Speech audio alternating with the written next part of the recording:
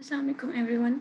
Last video में हमने देखा था कि स्टार्ट कैसे की जाए प्रिपरेशन। तो ये उसका दूसरा पार्ट है कि प्रिपरेशन स्टार्ट करने के लिए आपके कंपलसरी सब्जेक्ट्स तो आपको पता होते हैं, लेकिन ऑप्शनल जो हैं वो आपने चूज़ करने होते हैं।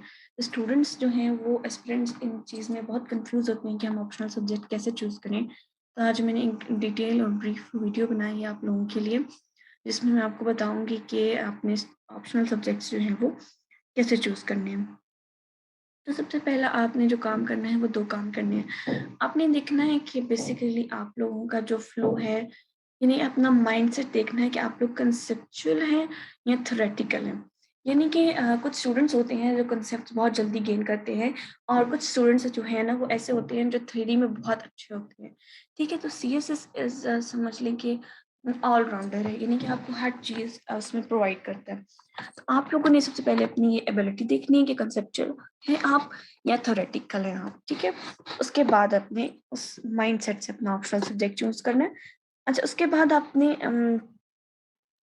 सजेस्ट करूँगी आप लोगों को, वो ये करूँगी कि जो ग्रुप 1 है 200 मार्क्स के पेपर वाला, वो तो आप लाज़मी ऑप्ट करें उसमें से कोई ना कोई सब्जेक्ट, ठीक है? क्योंकि आप लोगों ने हो सकता है, जैसे अभी मैं आप लोगों को ग्रुप 1 इसका क्या बेनिफिट है 200 मार्क्स के सब्जेक्ट को चूज़ करने का, ठीक है? उसके बाद मैंने लास्ट वीडियो में भी यही बात की थी और अभी मैं वही बात रिपीट करूँगी। Inter related, intermingled subject choose करें, क्योंकि सीएसएस हार्ड वर्किंग तो है ही है, लेकिन it's a short working too. Like अगर आपने, जैसे कि कोई बंदा फिज़िक्स ऑप्ट कर लेता है, कोई मैथ्स ऑप्ट कर लेता है, बेशक उसने बैचलर्स किया, मास्टर्स किया, व्हाटसोएवर, लेकिन ये है कि आप मैथ्स जो है वो आपके एस्से में आपको कोई हेल्प नहीं करेगा। फिज़िक्स आपको आपके एस्से, करंट अफेयर या बाकी सब्जेक्ट्स में हेल्प नहीं करेगा। तो आपको अपने एस्से के लिए हर डिफरेंट टॉपिक डिफरेंटली तैयार करना पड़ेगा, जो कि एक बहुत बड़ी मेहनत है। फिर आपको उस मैथ्स के लिए अलग से मेहनत करनी पड़ेगी। आप ये करें कि ऐसे सब्जेक्ट चूज़ करें जो आपको हर तरह से हेल्प करे। सीएसएस का जो सबसे बड़ा बेनिफिट मैं आज आप लोगों को बताऊँ, वो ये चीज़ है कि अगर आप लोगों ने अपनी एक भी लाइन, यानी कि एक लाइन भी अगर आपने मेमोराइज़ कर ली, उसको पढ़ लिया कहीं न कहीं से, तो यकीन करें कि वो सीएसएस के 12 सब्जेक्ट्स हैं ना, तो कम से कम 8-9 सब्जेक्ट्स में वो लाइन आप इस्तेमाल कर सकेंगे। आप जब देखेंगे कि यार ये लाइन यहाँ पर भी इस्तेमाल होगी, यहाँ पर भी, यानी कि कोई भी चीज़ जो आप सीएसएस में पढ़े हैं, keep that in your mind. तैयारी करते हुए ये बिल्कुल भी ना सोचें कि यार ये टॉपिक मैं कर रहा हूँ, ये तो आएगा ही नहीं, इसका कोई फ़ायदा नहीं है। नहीं, वो टॉपिक अगर नहीं आया तो कोई बात नहीं, वो आपके 3-4 और सब्जेक्ट्स हैं उनमें आ जाएगा। हो सकता है एक ही टॉपिक 3 पेपर्स में आ जाए, आपको हेल्प हो जाएगी। इसलिए इंटरमिंगल्ड सब्जेक्ट्स का ये फ़ायदा होता है कि जब आप कोई चीज़ तैयार करते हैं, तो वो मल्टीपल जगह पर आपको हेल्प करती है, और जो टॉपिक्स आप तैयार करते हैं, वो मल्टीपल पेपर्स में आपको हेल्प करते हैं। तो आप ये चीज़ ना सोचें कि यार ये मैं पढ़ रहा हूँ, तो ये तो फ़ायदा नहीं है इसका। सीएसएस में कुछ भी आप पढ़ेंगे तो उसका फ़ायदा ही फ़ायदा है। यानी कि अगर आपने चलते-चलते भी कुछ सुन लिया, कोई कोई फ़िगर देख लिया, जैसे अब टीवी लगा हुआ है घर में, आप कोई न्यूज़ चल रही है जी, इतने परसेंट जो है वो ये हो गया, इन्फ्लेशन बढ़ गई है, ठीक है? उसके बाद महँगाई इतने परसेंट ऊपर चली गई, उसके दौर में इतने परसेंट थी। यानी कि इस तरह अगर आप चलते-चलते भी आप वो एक समरी सी सुन लेंगे जो न्यूज़ वाले अक्सर बता रहे होते हैं, तो आप लोगों के माइंड में बैठ जाएगी। जब आप पेपर देने लगेंगे ना, तो लेट्स सपोज़ आपका प्रॉब्लम आया होगा, सोशल प्रॉब्लम्स पे आपका आया होगा कुछ क्वेश्चन, तो आपको याद आ जाएगा फ़ौरन से कि यार चलते हुए मैंने ये सुना था कि इन्फ्लेशन नवाज़ शरीफ के दौर में इतने परसेंट थी, इन्फ्लेशन इमरान खान के दौर में इतने परसेंट थी, और ये डिफरेंस था। तो आप फ़ौरन से आप वहाँ पर आपका इस्तेमाल आ जाएगा। तो यानी कि वो चलते-चलते जो आपने सुना, वो भी आपका ज़ाया नहीं जाएगा। तो इसलिए आपने जब भी पेपर की तैयारी करनी है या आपने सीएसएस की तैयारी करनी है, आपने ये बिल्कुल नहीं सोचना कि यार ये चीज़ मेरी फ़िज़ूल है, ये मैं नहीं कर रहा। ठीक है? तो सब्जेक्ट्स लाज़मी इंटर रिलेट रखें ताकि आप लोगों को थोड़े वक़्त में ज़्यादा आप कर सकें, ठीक है? अब ये ग्रुप 1 है, अब मैं आप लोगों को बताती हूँ कि इसमें क्या, इसकी डिटेल मैं आपको बताती हूँ। अच्छा, ये ग्रुप 1 है और ये 200 मार्क्स का है। तो इसमें अकाउंटेंसी और ऑडिटिंग है, ये 2 मार्क्स की। अब सबसे पहले ये जो सबसे पहला सब्जेक्ट है, ये सबसे पहले उन लोगों के लिए जो एमबीए करते हैं, ठीक है? जैसे किसी स्टूडेंट एमबीए किया हुआ है, कुछ एमबीए करते हैं, कुछ बीबीए करते हैं, तो ये वो लोग इजीली ऑप्ट कर सकते हैं क्योंकि उनकी पूरी डिग्री। लेकिन अगर आप खुद को इस काबिल समझते हैं, क्योंकि देखिए 200 मार्क्स का पेपर है। अब ये अकाउंटिंग एंड ऑडिटिंग जो है ना, ठीक है, ये आपकी और किसी भी सब्जेक्ट से रिलेट नहीं करेगी, ठीक है। ये आपकी एसए से रिलेट नहीं करेगी, ये आपकी इंग्लिश से रिलेट नहीं करेगी, ये आपकी जो है वो से पाकिस्तान और करंट अफेयर से रिलेट नहीं करेगी, या और किसी ऑप्शनल सब्जेक्ट से ये रिलेट नहीं करेगी। तो आप लोग ये ज़रूर सोचें कि अगर आपने डिग्री बेशक एमबीए की है इसमें, तो आप ये रखना चाहते हैं अगर, तो आप इसमें एक्सीलेंस है, यानी कि आपको आपको पता है कि यार ये जो सब्जेक्ट है 200 मार्क्स का, बेशक 200 मार्क्स का और ये किसी सब्जेक्ट से रिलेट नहीं करता, लेकिन फिर भी यार मैं इसको यानी कि 2 हफ्तों में या इस तरह 1 हफ्ते में 2 हफ्ते में इसको फटाफट कंप्लीट कर लूँगा। मेरी इतनी कमांड इसमें है, तो फिर बेशक आप इसको ऑप्ट कर लें, क्योंकि ये आपको अच्छे मार्क्स दिला सकता है। अगर तो आपको लगता है कि यार बेशक मैंने इसमें डिग्री कर ली है, लेकिन मेरी इतनी अच्छी स्ट्रॉन्ग नहीं है कि मैं इसको कंटिन्यू कर सकूँ, तो बेशक इसको छोड़ दें, ठीक है? उसके बाद इकोनॉमिक्स आता है। इकोनॉमिक्स जो है ना, ये जिन्होंने जैसे बैचलर्स किया होता है, 4 इयर्स का किया होता है, ठीक है? इकोनॉमिक्स में तो वो स्टूडेंट्स इसको ज़रूर ऑप्ट करें, ठीक है? क्योंकि ये बाकी भी आपके जो डिमांड एंड सप्लाई इसमें काफ़ी ज़्यादा डिटेल से डिस्कस की जाती है, और बाकी भी इकोनॉमिक कंडीशन जो है पाकिस्तान की इसमें, तो ये समहाउ बाकी आपको हेल्प कर सकता है, ठीक है? अब आते हैं कंप्यूटर साइंस। अब अच्छा, कंप्यूटर साइंस और अकाउंटेंसी और ऑडिटिंग ये दोनों बेसिकली इसी तरह ही है। अब कंप्यूटर साइंस कौन ऑप्ट करते हैं? जिन्होंने बैचलर्स या मास्टर्स किया होता है इंफॉर्मेशन टेक्नोलॉजी में, कंप्यूटर साइंस में या सॉफ्टवेयर इंजीनियरिंग में। अब देखिए, आप जो बैचलर्स लेवल पे कंप्यूटर साइंस या मतलब आप पढ़ के आते हैं, वो थोड़ी डिफरेंट होती है, पेपर आपका थोड़ा-सा डिफरेंट होता है। ठीक है? तो अगर तो आपको लगता है कि यार मेरी फुल कमांड है, मैं एक्सीलेंट हूँ कंप्यूटर साइंस में, मैंने 4 साल पढ़ी है, मेरे जितने भी आईटी रिलेटेड या कंप्यूटर रिलेटेड सब्जेक्ट्स थे, उनमें बहुत अच्छे ग्रेड्स थे, यानी ए ग्रेड्स था, तो मैं इसको लाज़मी ऑप्ट करूँगा। तो आप इसको पक्का ऑप्ट कर लें, क्योंकि आपको वही बात है कि अच्छे मार्क्स देगा। लेकिन आपको लगता है कि यार नहीं, मेरी इतनी अच्छी ग्रिप नहीं है, इसको प्लीज़ मत ऑप्ट करें। दूसरा, पहली बात तो ये कि आप लोगों के ये मार्क्स को डाउन कर देगा। दूसरा ये कि खुदा ना ख़ास्ता कहीं फेल ना हो जाए। और ये कि ये आपको किसी सब्जेक्ट में हेल्प ही नहीं करेगा। यानी कि कंप्यूटर आपने ऑप्ट तो कर लिया बस इस बेस पे कि यार मैंने इसको किया हुआ है, मैं शायद कर ही लूँ।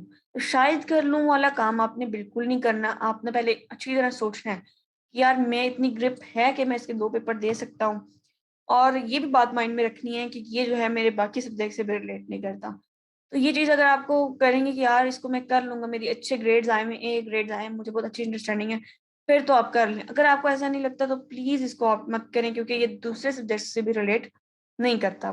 अब आ जाएँ पॉलिटिकल साइंस और इंटरनेशनल रिलेशन पे। अब ये 2 मेजर सब्जेक्ट्स हैं जो बहुत ज़्यादा बच्चे ऑप्ट करते हैं।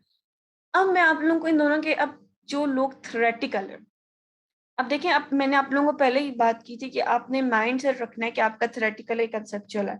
अब देखिए, जो थ्योरेटिकली यानी कि जिनकी थ्योरी अच्छी है, वो पॉलिटिकल साइंस को ऑप्ट करें। क्योंकि political science is all about रट्टा। इसका पेपर 1 तो बिल्कुल रट्टा होता है, ठीक है? इसका जो पेपर 2 है, वो भी ऑलमोस्ट रट्टा होता है। और इसमें जो पॉलिटिकल साइंस है कि आपको पाकिस्तान अफ़ेयर, इससे करंट अफ़ेयर में बहुत ज़्यादा हेल्प कर सकता है। इवन सबसे ज़्यादा आपको हेल्प करेगा ये एसए में। क्योंकि जो इसके ऑथर्स हैं, जो इसमें ना इन थियरीज़ दी हुई हैं पॉलिटिकल फिलॉसफर्स ने ना, तो वो जो फिलॉसफर्स हैं ना, उनकी जो फिलॉसफी है, अगर जैसे कोई डेमोक्रेसी पे ऐसे आ जाता है या कुछ भी, तो आप उसमें उठा के डाल सकते हैं कि इस फिलॉसफर ने डेमोक्रेसी पे ये कहा था, इसने डिक्टेटरशिप पर ये कहा था। तो आप बहुत ही ईज़िली उस एस्से को बहुत अच्छा बना सकते हैं पॉलिटिकल साइंस, अगर आपने ऑप्ट की हुई है। इसके अलावा पॉलिटिकल साइंस जब हम सिलेबस देखेंगे तो हम ज़रूर उसमें डीपली मैं आपको सब कुछ बताऊँगी कि कौन-कौन सा पॉलिटिकल साइंस का जो पॉइंट है वो किस तरह हमारे जो है वो ऑप्शनल और बाकी के ऑप्शनल और जो कंपल्सरी है उनके साथ कैसे रिलेट करता है। तो मैं आपको बताऊँ कि पॉलिटिकल साइंस जिनकी थ्योरी अच्छी है, बेशक जिनकी थ्योरी अच्छी है वो ये चीज़ देख लें, बेशक उन्होंने कंप्यूटर साइंस किया हो, एमबीए किया हो या इकोनॉमिक्स किया हो, वो लाज़मी पॉलिटिकल साइंस ऑप्ट करें, क्योंकि पॉलिटिकल साइंस आपको बहुत ज़्यादा मार्जिन देता है, ये बिल्कुल थ्योरी है और टाइम तो बहुत कम लेता है ये, ठीक है? स्टूडेंट्स परेशान होते हैं कि इसमें बहुत फिलोसफर्स हैं, वेस्टर्न भी हैं, इस्लामिक भी हैं, हम कैसे करेंगे? नहीं, आप पास्ट पेपर्स उठा के देखें गिनती के। गिनती के 4 फिलोसोफर्स जो हैं वो आपके पास्ट पेपर्स में कई सदियों से आ रहे हैं। बस वो 4-5 करें, 1-2 एक्स्ट्रा कर लें बस। इसके अलावा आपने कोई मेहनत नहीं करनी एक्स्ट्रा। फिर उसके बाद आपको ये आपके एसएम भी हेल्प कर रहा है, आपको पाकिस्तान अफेयर में तो बहुत ज़्यादा हेल्प करेगा। क्योंकि इसमें कॉन्स्टिट्यूशन ऑफ पाकिस्तान और ये सारी चीज़ें गवर्नेंस पाकिस्तान की बहुत ज़्यादा आई हुई है, ठीक है? और करंट अफेयर्स में भी आपको ये बहुत ज़्यादा हेल्प करेगा। सही है? आप जो है इंटरनेशनल रिलेशन कंसेप्चुअल जिनके अच्छे हैं ना कंसेप्ट्स, वो इसको ज़रूर ऑप्ट करें इंटरनेशनल रिलेशन, क्योंकि इंटरनेशनल रिलेशन जो है ना वो बेसिकली आपका टोटली करंट अफेयर होता है, ठीक है? लेकिन ऐसा भी होता है कि करंट अफेयर भी, और दूसरा ये कि आप इंटरनेशनल उसमें जो भी लॉज़ हैं या इस तरह की चीज़ें हैं वो सब पढ़ते हैं। हम इसका सिलेबस देखेंगे तो फिर मैं आपको डिटेल में बताऊँगी।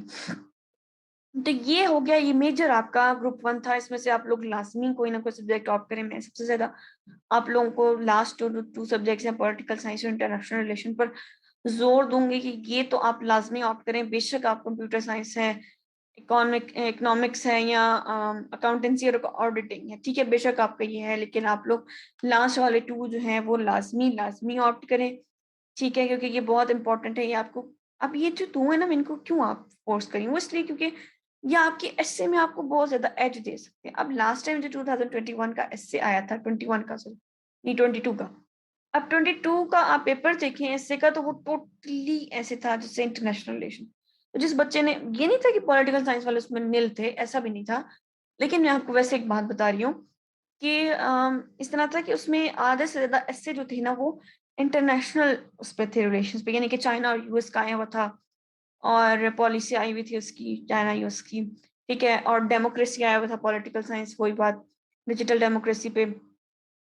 तो ये चीज़ आपको ना कैसे में बहुत हेल्प करती है। और फिर आपने इनमें डिफरेंट फिलोसफर्स पढ़ेंगे, इन सब्जेक्ट्स में आप इनमें जो है वो डिफरेंट थ्योरीज पढ़ेंगे, वो तो आप अपने ऐसे में लगा सकते हैं। तो आप जब अपने ऐसे में लगाएंगे तो आप जो है ना, आपका जो पेपर होगा, जो कंप्यूटर साइंस के बच्चे का पेपर होगा और जो एक जिसने इंटरनेशनल रिलेशन ऑप्ट किया होगा उसका जो ऐसे होगा, वो दोनों बहुत डिफरेंट होंगे। क्योंकि उसको वो थ्योरीज पता होंगे, उसको जिसने पॉलिटिकल साइंस की उसको फिलोसफर पता होंगे, लेकिन कंप्यूटर साइंस वाले बच्चे को वो फिलोसफर कुछ नहीं पता होंगे। उसका ऐसे एक बेशक एक जेनेरिक ऐसे होगा, बेशक उसने बहुत ज़्यादा कोशिश की होगी, ऐसा नहीं है कि वो कोशिश नहीं करेगा। ऑफ कोर्स सब स्टूडेंट कोशिश करते हैं, लेकिन फिर भी आप वो उन फिलोसफर्स को वो नहीं कर सका, क्योंकि वो उसके लिए आपको एक एक्स्ट्रा मेहनत चाहिए होती है। तो आप जो है ना वो लाज़मी इन दोनों को ऑप्ट करें, इन दोनों में से एक कोई ऑप्ट कर लें, क्योंकि ये आपको बहुत बाकी सारों में बहुत हेल्प करता है, ठीक है? ग्रुप 2 है, इसमें physics, chemistry, applied math, pure mathematics, statics और जियोलॉजी है। तो अब इसमें जिस बच्चे ने अब ये फिर जो है ना 2 जो है ना इसमें 200 मार्क्स के हैं और बाकी 100 मार्क्स के। अब आप देख लें कि अगर आप कंसेप्चुअल हैं, आप फिज़िक्स और केमिस्ट्री अगर आपने बैचलर्स में की हुई है और आप कंसेप्चुअल भी हैं, तो आप इसको ज़रूर ऑप्ट कर लें। और आप देखें जब ऑप्ट करने लगे ना, तो आप इसमें सबसे पहले ज़रूर देखें, बेशक आपकी बैकग्राउंड फिज़िक्स हो, केमिस्ट्री हो, कंप्यूटर साइंस हो, एमबीए हो, इकोनॉमिक्स हो, आप ज़रूर ये चीज़ देखें कि यार ये 4 साल मैंने पढ़ तो लिया, लेकिन मैं कर भी सकता हूँ या नहीं? क्योंकि सीएसएस का ये है ना कि आप 200 नंबर का पेपर ज़रूर पास कर लेंगे, अपने बैचलर्स की बेस पर, लेकिन एस्से और बाकी subjects, Pakistan affair, current affairs जो इससे रिलेट नहीं करते, उसके लिए आपको हर चीज़ अलग से करनी पड़ेगी। तो आप अगर इतनी एफ़र्ट कर सकते हैं, बहुत ज़्यादा एफ़र्ट करनी पड़ेगी, तो आप इसको ऑप्ट कर लें। नहीं, शॉर्ट वर्क, मैं कहती हूँ CSS is all about short work, ठीक है? तो आप लोग लाज़मी इस चीज़ को जो है वो देखें कि यार हमने अगर कर लिया है बीएसएस में, तो हम कॉन्सेप्चुअल कर है हमारी, तो हम इंटरनेशनल रिलेशन की तरफ चले जाते हैं, ठीक है? अगर थ्योरेटिकल हम पॉलिटिकल साइंस की तरफ चले जाते हैं, क्योंकि ये बाकी हमारे उसमें बहुत हेल्प करता है, ठीक है? अब ये जो ग्रुप 3 है, इसमें जो सबसे ज़्यादा अच्छा, इसमें जो चारों सब्जेक्ट ना, चारों के चारों ही समझ लें कि इम्पोर्टेंट हैं, यानी कि इसमें चारों स्टूडेंट्स, यानी कि पब्लिक एडमिनिस्ट्रेशन इसमें ऐसा सब्जेक्ट है जो बहुत ज़्यादा चूज़ किया जाता है, और बाकी के जो हैं वो भी चूज़ किए जाते हैं। और ये जो पूरा एक ग्रुप है ना इसमें, ये चारों के चारों, मतलब आप समझ लें कि ऐसे सब्जेक्ट्स हैं कि कोई ना कोई बच्चा इसमें से ज़रूर ऑप्ट कर लेता है। ठीक है? ये ऐसा ग्रुप है। उसके बाद ये है, इसमें तो मेजर बच्चों का पोर्शन जो है वो हिस्ट्री ऑफ यूएस से चूज़ करता है। ठीक है? लेकिन आप लोग ज़रूर अपने आप को देखें कि आप क्या चूज करेंगे इसमें? इस्लामिक हिस्ट्री, कल्चर है, history of India and Pakistan. अच्छा, बहुत ज्यादा स्टूडेंट्स का जो है वो एक कंसेप्शन और एक ना ऐसा एक उनका ख्याल है कि हिस्ट्री ऑफ यूएसए वो बहुत शॉर्ट है, बहुत ब्रीफ है, और इस्लामिक हिस्ट्री बहुत लंबा है। History of Pakistan and India बहुत लंबा है, वो लंबा है पाकिस्तान हिस्ट्री इंडिया। लेकिन आप लोग सबसे पहले, कोई भी आपने सब्जेक्ट चूज करना है, सबसे पहले आप उसका सिलेबस देखें और उसके पास पेपर्स देखें। आपको सिलेबस और पास पेपर्स देख के आइडिया हो जाएगा कि कितना पास पेपर्स में क्या क्या आता है। आप इस्लामिक हिस्ट्री एंड कल्चर के आप उठाएं तो उसमें बार बार एक ही चीज रिपीट होती है, उमैयद पीरियड, हजरत अबू बकर का पीरियड, हजरत उमर का पीरियड, और उनकी जो डायनेस्टीज थी इस्लामिक, बस उनके बारे में पूछा जाता है। 20 नंबर का सवाल आ जाता है, वो सिंपली आप अटेम्प्ट कर सकते हैं। ठीक है, तो इसलिए जब भी आपने आपने बाकी लोगों की परसेप्शन पे अपने सब्जेक्ट्स चूज नहीं करने। ठीक है, सबसे बड़ी बात है, लोग कहते हैं यार ये छोटा, ये तुम ऑप्ट कर लो। हो सकता है कि वो सब्जेक्ट छोटा हो, लेकिन आपको पढ़ने में मुश्किल हो रही हो। इसी तरह आप कोई और सब्जेक्ट चूज करें तो हो सकता है वो थोड़ा लंबा भी हो, लेकिन आपके लिए आसानी हो। तो आप लोग जो है ना वो लाजमी इसका सिलेबस और इसके पास पेपर्स तो लाजमी विजिट करें जब आपने कोई ना कोई सब्जेक्ट चूज करना है, ताकि आप लोगों को उसका आइडिया हो जाए। ठीक है, तो इसमें जो मैंने आपको बता दी कि हिस्ट्री ऑफ यूएस से ज्यादातर लोग चूज करते हैं, लेकिन आप लोगों को मैं सजेस्ट करूंगी कि अगर कोई बच्चा हिस्ट्री ऑफ यूएसए को बहुत मुश्किल समझता है, और हो सकता है कि उसको मतलब वो काफी बच्चों को होता है ना कि नहीं मैं नहीं कर सकता, तो आप इस्लामिक हिस्ट्री एंड कल्चर या history of Pakistan and India opt कर सकते हैं। बिल्कुल मुश्किल पेपर नहीं होते इसके, बिल्कुल कोई लेंथी इसका पेपर या इसका सिलेबस ऐसा कुछ भी नहीं होता। ठीक है। अच्छा, अब जो ये सब्जेक्ट है इसमें ना अब आपके ना डिफरेंट आ जाते हैं। अब इसमें ना आपके डिफरेंट सब्जेक्ट है, जनरल स्टडीज है, इन्वायरमेंटल साइंसेज है, एग्रीकल्चर और फॉरेस्ट्री है, botany, zoology, English literature, Urdu literature. अब जो है ना कुछ बच्चे जो उर्दू में बहुत अच्छे होते हैं वो उर्दू लिटरेचर ऑप्ट करते हैं, कुछ इंग्लिश में बहुत एक्सीलेंट होते हैं तो वो इंग्लिश लिटरेचर ऑप्ट कर लेते हैं। इसके अलावा जिन्होंने बीएससी या मास्टर्स जोलॉजी में किया होता है तो वो जोलॉजी ऑप्ट कर लेते हैं। और इसी तरह किसी ने बीएससी मास्टर्स जो है वो बॉटनी में किया था तो बॉटनी ऑप्ट कर लेते हैं। तो बाकी बचते हैं जनरल स्टडीज और इन्वायरमेंटल साइंसेज। अगर किसी ने, और जो एग्रीकल्चर और फॉरेस्ट्री है, अगर किसी ने स्पेशल कुछ ऐसा नहीं किया हुआ, यानी कि स्पेशलिस्ट ही नहीं मतलब उसकी नहीं है स्पेशलाइजेशन किसी सब्जेक्ट में, तो अगर वो चूज करें तो जनरल स्टडीज और इन्वायरमेंटल साइंसेज बहुत आसान सब्जेक्ट हैं। ठीक है, और ये आपको बाकी उसमें हेल्प भी करेंगे सब्जेक्ट्स में। आप इन दोनों में से कोई ना कोई चूज कर सकते हैं, जिनकी किसी भी उसमें मतलब किसी ने अगर, सब ने तो बॉटनी में और जोलॉजी में तो मास्टर्स और बैचलर्स नहीं किया होगा ना, तो उसमें आपको मैं सबसे आसान बताऊं तो वो ये दो सब्जेक्ट्स हैं इस ग्रुप में। उसके बाद ये है लॉ। अब यहाँ पर आते हैं वो स्टूडेंट्स जो लोग लॉ पढ़ते हैं। अब यहाँ पर मैं आप लोगों को बताऊं ना कि बहुत ज्यादा स्टूडेंट्स है वो कॉन्स्टिट्यूशन लॉ, इंटरनेशनल लॉ पढ़ते हैं। ठीक है, और मुस्लिम लॉ एंड ट्रेडिशन जो है ना ये और फिलोसफी। अब यहाँ पर जो बच्चे हैं ना वो सबसे ज्यादा इस ग्रुप में जो ऑप्ट की जाती है वो कॉन्स्टिट्यूशन लॉ है, इंटरनेशनल लॉ है और क्रिमिनोलॉजी। अब जो बच्चों को मैंने आप लोगों को पहले ही बताया कि अगर तो आप थ्योरेटिकल हैं तो आप क्रिमिनोलॉजी ऑप्ट करें, क्योंकि क्रिमिनोलॉजी का पेपर इतना सीधा सीधा होता है कि आपके उसके सिलेबस में ग्रुप्स बने हुए हैं, और अगर आपने कोई बुक ली है तो वो बुक भी उस ग्रुप से रिलेटेड है। यानी कि जैसे कि आपने पाकिस्तान और करंट की बुक ली है ना, तो 6 महीने बाद वो बुक चेंज हो जाएगी। वो क्यों? क्योंकि वो फैक्ट्स एंड फिगर्स और वो करंट सिचुएशन चेंज हो जाएगी, लेकिन क्रिमिनोलॉजी में ऐसा नहीं होगा। ठीक है, क्रिमिनोलॉजी है जो पीछे मैंने जनरल स्टडीज आपको बताया, इन इन सब्जेक्ट्स में ऐसा नहीं होगा। थेरीज वही की वही रहेंगी, वही पेपर में आएंगी। और मतलब समझ लो कि वो जैसे 9 10 में हम रट्टा लगा के पेपर नहीं देते थे, ये बिल्कुल वैसे। जिनकी थेरी अच्छी है मैं उनको लाजमी ये बात कहूंगी कि वो जनरल स्टडीज और क्रिमिनोलॉजी और इन्वायरमेंटल साइंस ये वाले सब्जेक्ट्स चूज करें, क्योंकि ये ऐसे है ना कि आपने कोई भी बुक उठाई है, आपने उसके टॉपिक्स तैयार किए हैं, इवन आपने सिर्फ पास्ट पेपर्स भी तैयार कर लिए ना 5 सालों के, आप पेपर अटेम्प्ट कर सकते हैं, क्योंकि वही चीज बार बार आपकी उसमें रिपीट हो रही होती है, थेरीज वही आ रही होती हैं। ठीक है, सिर्फ कंसेप्ट कंसेप्ट वही होता है उन सबका, सिर्फ क्वेश्चंस का जो रुत है वो बदल बदल के आ रही होती है। तो इंटरनेशनल लॉ वो लोग चूज करें, मैं आपको बताऊंगी कि इंटरनेशनल लॉ वो लोग चूज करें जिनके कंसेप्ट अच्छे हैं कॉन्स्टिट्यूशन लॉ। जो कंसेप्चुअल बेस्ड बच्चे हैं वो इसको ऑप्ट कर लें। अब आगे जो ये वाला ग्रुप है लास्ट 7वां, इसमें जो है वो ये सारे डिफरेंट किस्म के हैं, पंजाबी, सिंधी, पश्तो, बलोची, पर्शियन, अराबिक, ये सबसे ज़्यादा ऑप्ट की जाती है, जो क्योंकि हमारे पूरे मुल्क से बच्चे देते हैं पेपर। ये चारों सूबों की ज़ुबान है, तो हर जो बंदा मैं खुद भी पंजाबी हूँ, लेकिन मैं इतनी अच्छी पंजाबी ना लिख सकती हूँ, ना मैं बोल सकती हूँ, तो इसलिए फिर मैंने इसको रहने ही दिया कि इसको क्या ऑप्ट करना। तो इसलिए जो बच्चे बेशक पंजाबी हैं बाय बर्थ, लेकिन उनको बोलनी नहीं आती, उनको जो है लिखनी नहीं आती, और बाकी के स्टूडेंट्स कह रहे हैं कि पंजाबी रख लो यार, इस नंबर मतलब आ जाते हैं, तो प्लीज़ वो ऑप्ट इसको ना करें सिर्फ इस बेसिस पे कि बाकी कह रहे हैं कि इसमें नंबर अच्छे आ जाते हैं। क्योंकि जब आपको लिखनी नहीं आती तो उसका कोई फ़ायदा ही नहीं है। ठीक है? तो जो लोग सिंधी हैं, प्योर सिंधी हैं, और बाकी सब बलोची वगैरह, वो तो लाज़मी अपने इन सब्जेक्ट्स को आउट करें, क्योंकि बहुत अच्छी तरह से आपको मार्क्स देते हैं।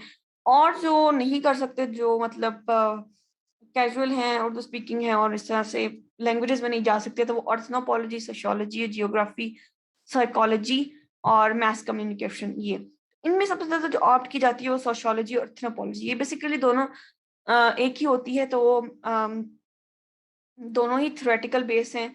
अब बाकी जो कंसेप्चुअल वाले हैं ना, वो तो इसमें साइकोलॉजी और जियोग्राफी चूज़ कर लें, ठीक है? और अगर जो थ्योरी वाले बच्चे हैं वो मास कम्युनिकेशन, सोशियोलॉजी और एथनोपॉलॉजी चूज़ करें। अब मैं आप लोगों को, ये मैंने ग्रुप्स बनाए हैं कुछ, मैं आप लोगों को दिखाऊँगी कि जो ग्रुप्स बनते हैं वो कैसे बनते हैं। आप लोग किस सब्जेक्ट के साथ कौन-कौन से ऑप्शनल सब्जेक्ट चूज़ कर सकते हैं। अब यहाँ पर इंटरनेशनल रिलेशन है 200 मार्क्स का।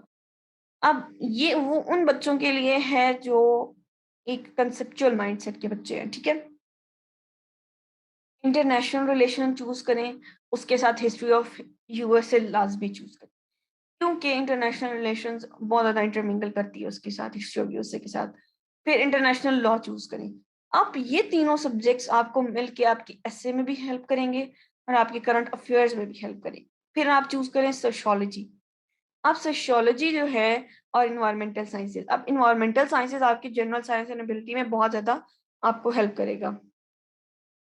ये ग्रुप आप देख लें। अब मैं बताती हूँ कि ये जो पीछे हमने सब्जेक्ट सारे देखे हैं, ये किस तरह हमें बाकी में भी कर सकते हैं। अब आईआर, ये आईआर हमने चूज़ किया। आईआर जो है एस्से में इंटर रिलेट करता है और करंट अफेयर में भी रिलेट करता है। इसके अलावा इंटरनेशनल रिलेशन और आईआर आपस में बहुत इंटर रिलेट करते हैं। फिर वही मैंने बताया कि जनरल साइंस एबिलिटी से बहुत रिलेट करता है।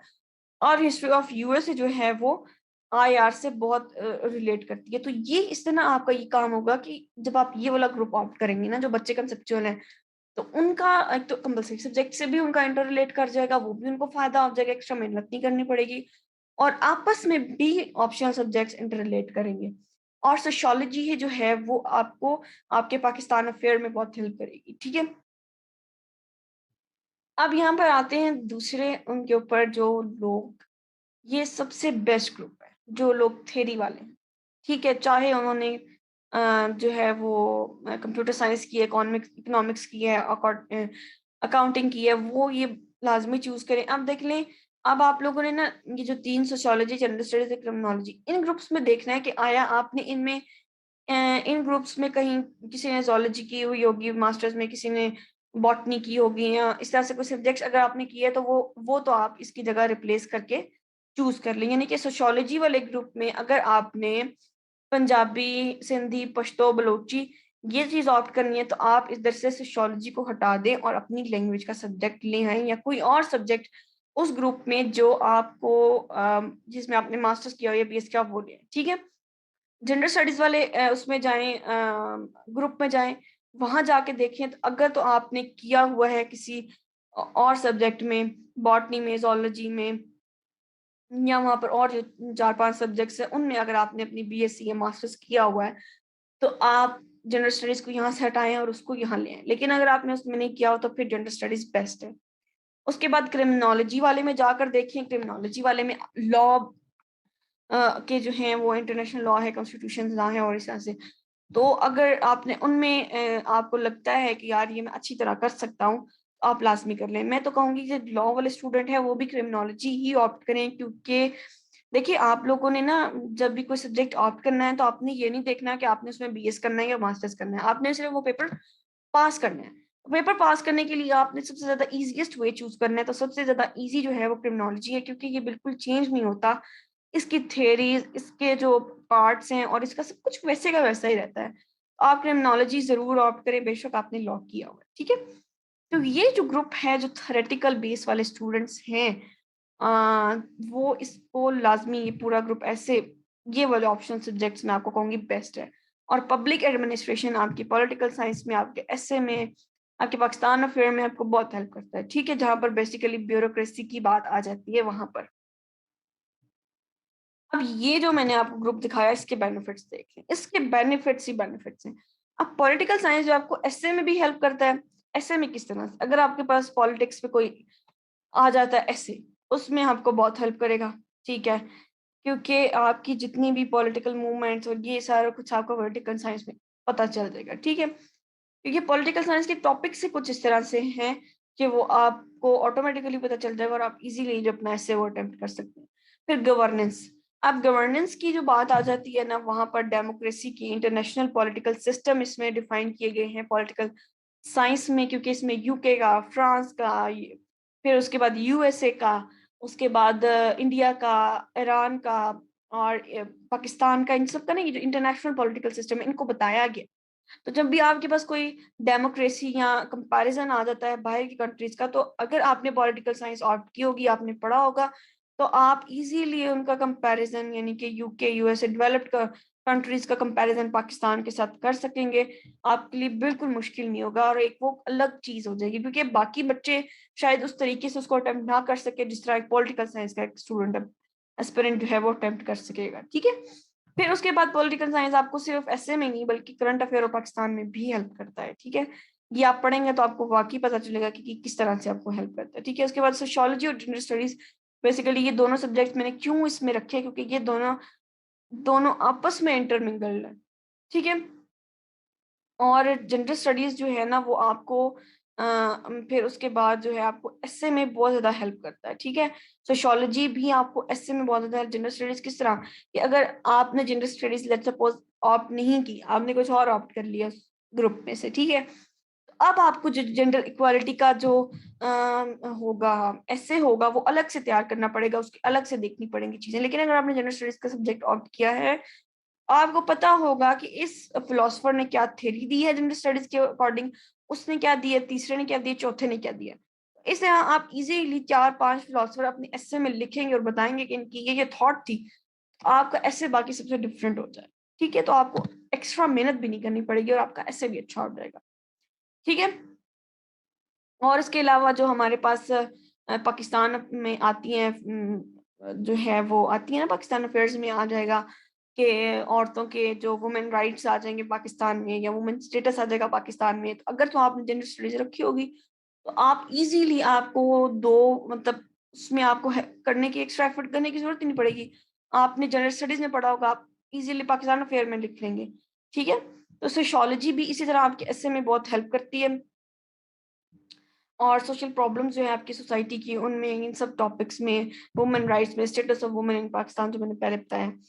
तो ये दो सब्जेक्ट्स आपस में भी इंटरमिंगल करते हैं, और ये दो सब्जेक्ट्स जो है वो आपके बाकी कंपलसरी सब्जेक्ट से भी इंटरमिंगल करते हैं, ठीक है? उसके बाद जो पब्लिक एडमिनिस्ट्रेशन है, ये तो आपकी पॉलिटिकल साइंस में भी हेल्प करेगा, आपको एसए में भी हेल्प करेगा, क्योंकि गवर्नेंस की जितनी पॉलिसीज हैं, ब्यूरोक्रेसी की जितनी जो चीजें हैं, और फिर ब्यूरोक्रेसी से रिलेटेड जितनी थ्योरीज हैं, इसमें आप पढ़ेंगे पब्लिक एडमिनिस्ट्रेशन, तो आप अपना बहुत अच्छे तरीके से अटेम्प्ट कर सकेंगे, ठीक है? उसके बाद क्रिमिनोलॉजी, जो मैंने आप लोगों को बताया, क्रिमिनोलॉजी और सोशियोलॉजी भी आपस में इंटरमिंगल करते हैं, क्योंकि सोशियोलॉजी में हम लोग पढ़ते हैं डेविएंट बिहेवियर पढ़ा, ठीक है?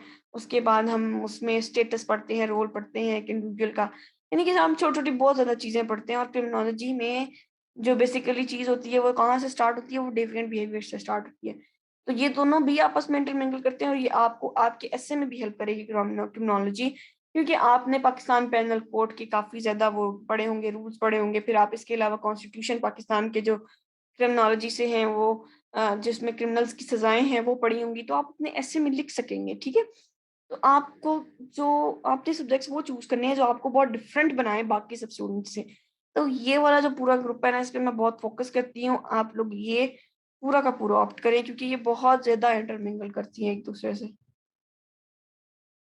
अब वो आ जाओ, उसके बाद उन पे आ जाए जो इकोनॉमिक्स में जिन्होंने अपना किया होता है, तो उनके लिए सबसे पहले ज्यादा स्टैटिस्टिक्स है, क्योंकि इकोनॉमिक्स में भी स्टैटिस्टिक्स जो है वो यूज़ होती है।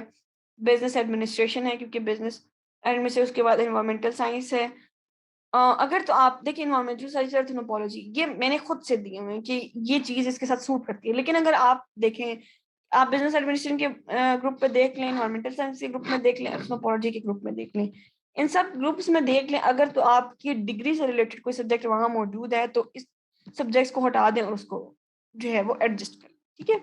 अब इसका बेनिफिट ये है कि इकोनॉमिक्स जो है ना, वो आपको इकोनॉमी की कंडीशंस पर ऐसे में हेल्प कर सकता है। उसके अलावा ये दोनों आपस में इंटरलेट करते हैं, इकोनॉमिक्स और स्टैटिस्टिक्स।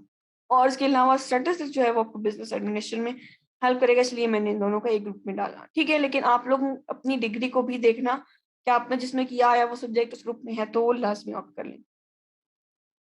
अब जो कंप्यूटर साइंस और अकाउंटेंसी ऑप्ट करते हैं, तो उनके साथ स्टैटिस्टिक्स और बिजनेस एडमिनिस्ट्रेशन है। इसके अलावा जो आपने मैंने बाकी स्लैन लिखी है कि इसके अलावा आप लोग बाकी जो किए हुए हैं आपने अपनी डिग्री से रिलेटेड सब्जेक्ट्स, तो वो चूज़ कर लें। आप लोगों को मैं सबसे अच्छा मशवरा दूँगी कि जिसने कंप्यूटर साइंस किया है, जिसने अकाउंटिंग की है, जिसने इकोनॉमिक्स की है। चलो इकोनॉमिक्स वालों को निकाल दें, क्योंकि इकोनॉमिक्स वाले चलो उनको भी इंक्लूड कर लेते हैं।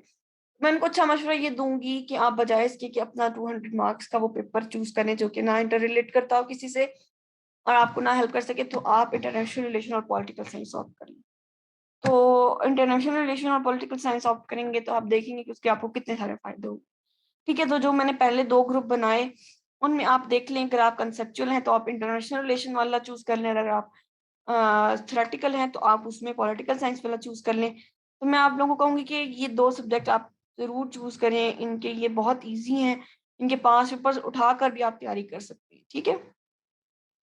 कंप्यूटर साइंस और इकोनॉमिक्स इनको बेशक अगर आपने बेशक डिग्री की हुई है, ठीक है? मेरा आल्सो जो बैकग्राउंड है वो कंप्यूटर साइंस का ही है, information technology, but I have political science, क्योंकि ग्रिप नहीं है, मुझे नहीं लगता कि मेरी इतनी अच्छी ग्रिप है कि मैं 200 मार्क्स का पेपर अटेम्प्ट करूँ, फिर अलग से मेहनत करूँ बाकी सब्जेक्ट्स के लिए। पॉलिटिकल साइंस मुझे इतनी जगह पर हेल्प कर रहा है, तो ये बात अच्छी है कि मैं जब भी कोई ऐसे आए डेमोक्रेसी पे या इस तरह से कुछ, तो मैं अच्छा ऐसे अटेम्प्ट कर सकूँ, ठीक है? तो ये बात आप लोगों ने ज़रूर माइंड में रखनी है। आप लोगों का कोई क्वेश्चन है तो कमेंट बॉक्स में ज़रूर बताइएगा और मेरे चैनल को ज़रूर सब्सक्राइब करें ताकि आपको इसी तरह अच्छी-अच्छी वीडियोज़ मिलती रहें और इंशाल्लाह हम लोग नेक्स्ट जो है वो स्टार्ट करते रहेंगे। साथ-साथ मैंने सारे सब्जेक्ट्स की वीडियो बनानी है और साथ इंशाल्लाह आप लोगों को सब वीडियोज़ मिलती रहेंगी। तो आप अपनी प्रिपरेशन हमेशा स्टार्ट करें, इंशाल्लाह at the end of the year आपकी बहुत अच्छी प्रिपरेशन हो जाएगी। ठीक है? तो अगर आपका कोई क्वेश्चन है तो ज़रूर मुझसे पूछें और मेरा चैनल ज़रूर सब्सक्राइब करें। Thank you.